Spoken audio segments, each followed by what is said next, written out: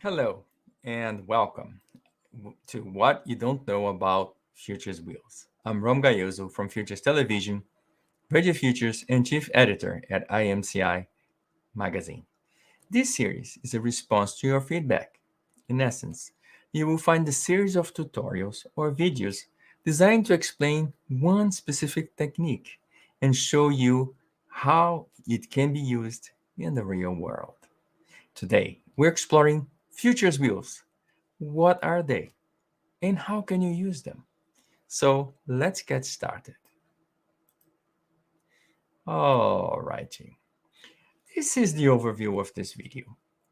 When you think about future wheels, they're visual ways to organize thoughts and ideas. We basically pick a topic and think about it using a questions and answers format. It is that simple. So what we use future wheels for? Well, we use them to think about the association of ideas and how they are related.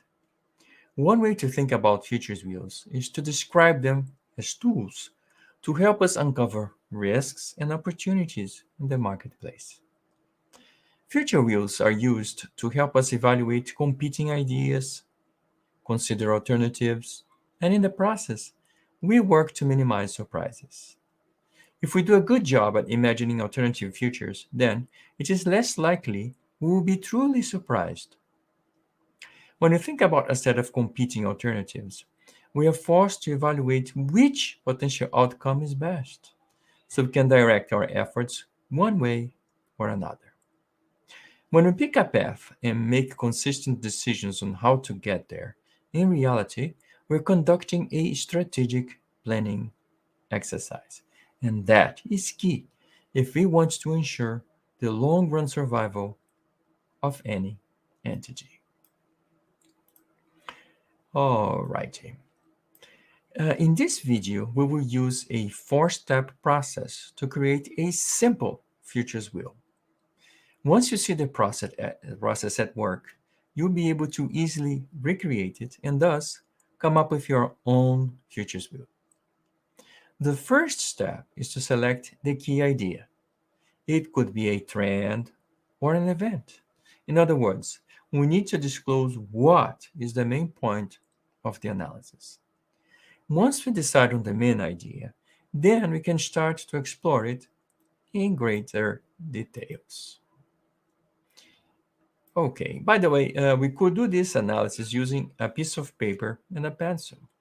But for the sake of simplicity, we can work faster when you use any kind of established template. In this video, I use free software to expedite the process. There are many pieces of software and now are equally good and equally free. So please pick one. In this example, I am using the Video Paradigm online tool, which again is free. You will find a link to that page in the description of this video.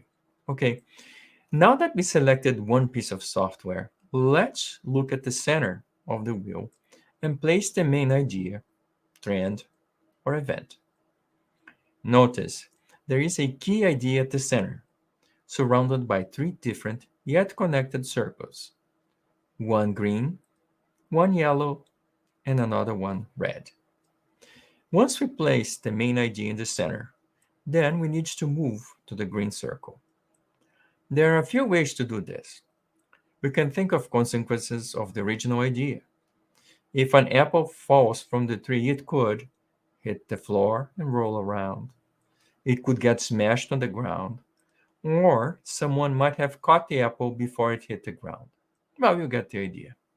Another approach is to think about this in terms of this, then that, in a logical or a linear fashion.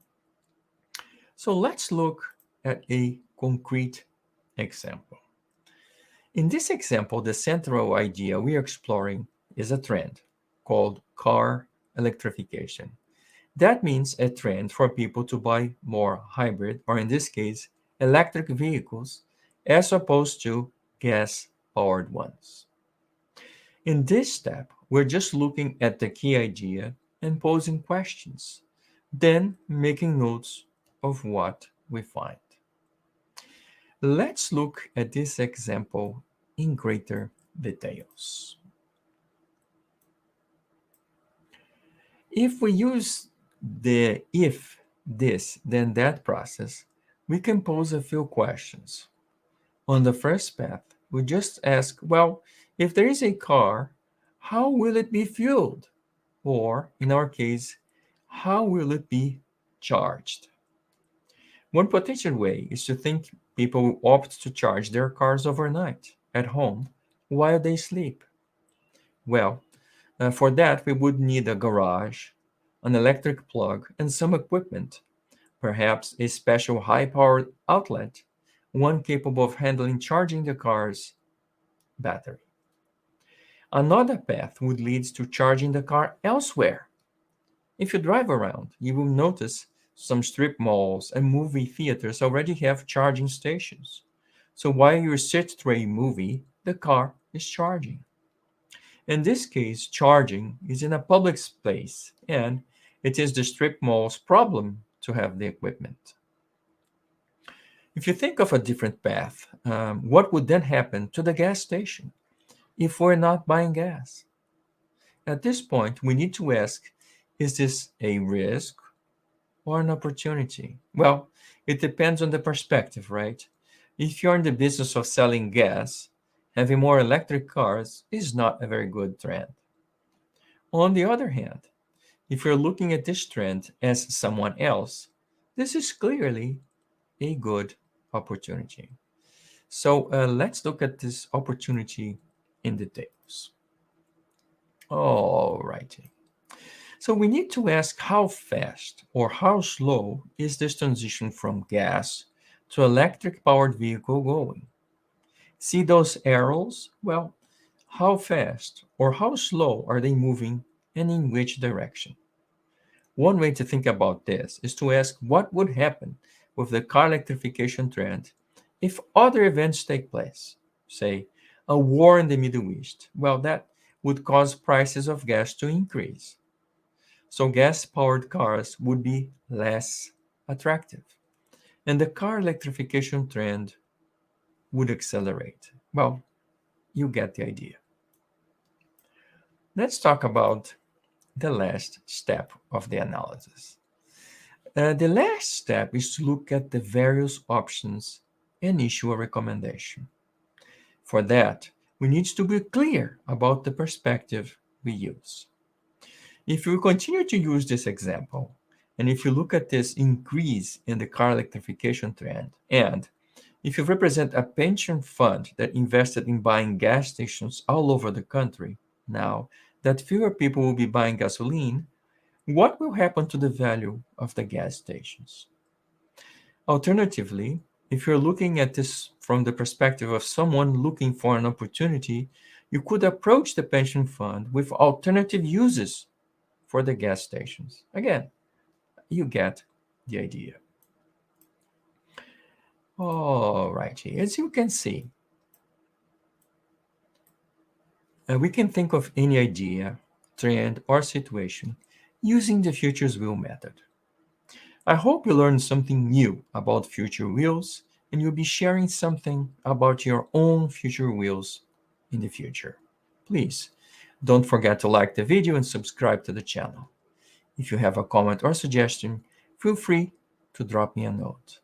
Thank you so very much for your time and best luck in building your future wheels. See you next time.